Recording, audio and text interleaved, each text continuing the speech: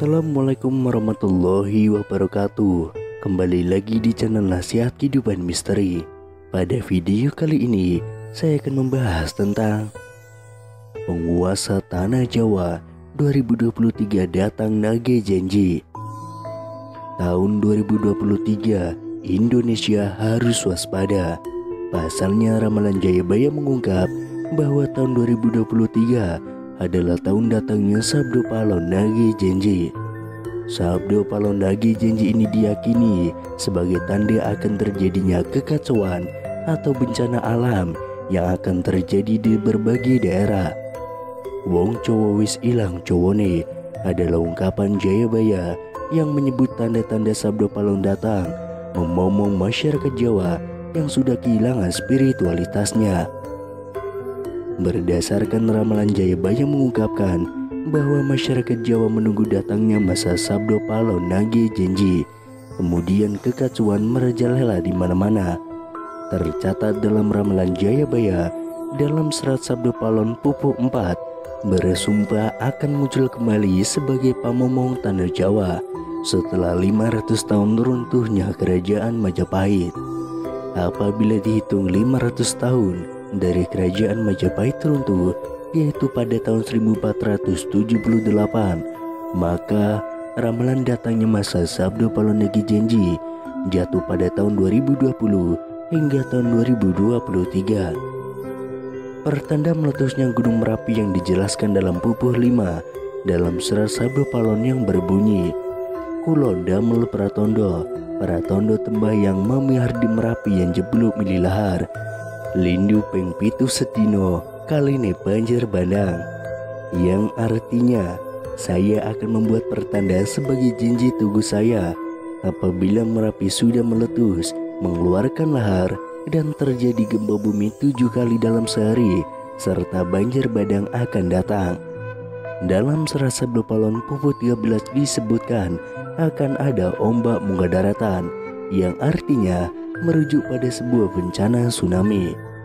Berdasarkan Pupuh 11 dalam serat Sabdo Palon disebutkan panggeblu engkang pinangkung lelorong ngombro-ngombro enjang sugeng sonten praloyo, yang artinya akan datang wabah mengerikan merajalela di mana-mana. Paginya orang-orang masih hidup, sorenya banyak yang mati. Selain itu akan ada juga kejadian sosial di mana perpolitikan akan memanas di tanah Jawa sehingga Indonesia menjadi carut marut.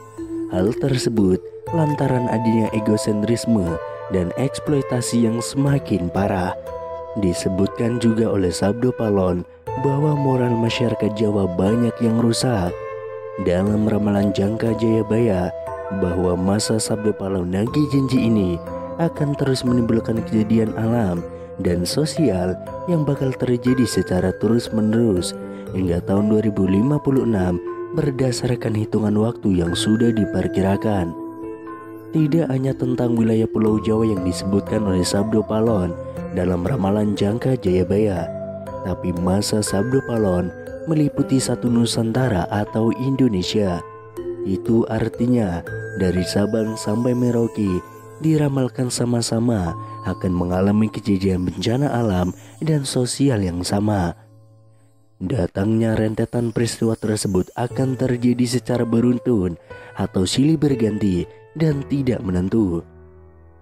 Perlu diketahui bahwa Sabdo Palon merupakan tokoh legendaris, pandita, penasihat kerajaan Majapahit, penguasa terakhir yang beragama Buddha dari kerajaan Majapahit di Pulau Jawa. Beberapa ramalan Jayabaya terbukti pada beberapa dekade terakhir.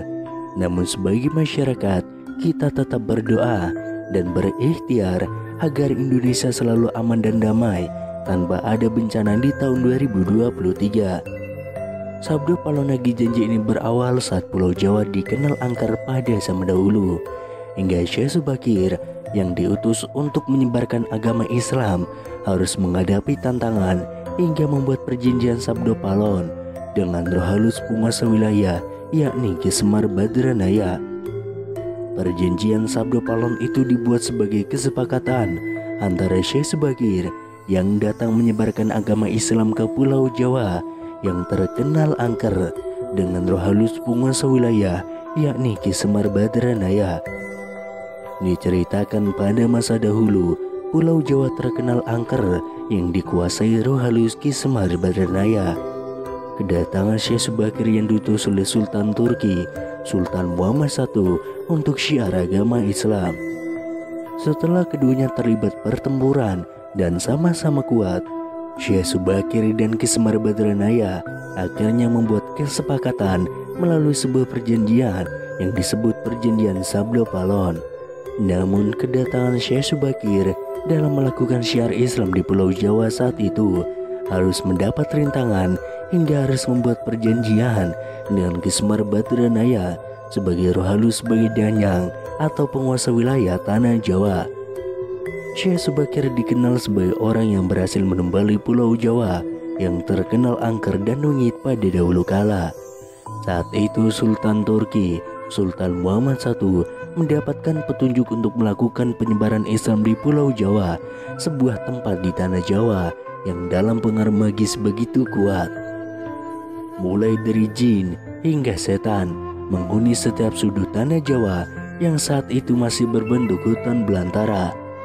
Diutuslah rombongan para alim ulama untuk mendatangi Pulau Jawa guna melakukan syiar Islam. Namun alangkah terkejutnya Sultan Muhammad I karena hampir seluruh rombongan tersebut tewas akibat perbuatan para lembut penduduk tanah Jawa yang tidak mau menerima ajaran Islam. Namun petunjuk harus dijalankan sehingga utusan berikutnya dikirim ke Pulau Jawa yang angker itu.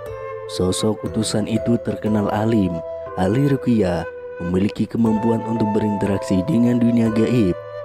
Bahkan sosok ini memiliki keahlian dalam membabat tanah yang angker.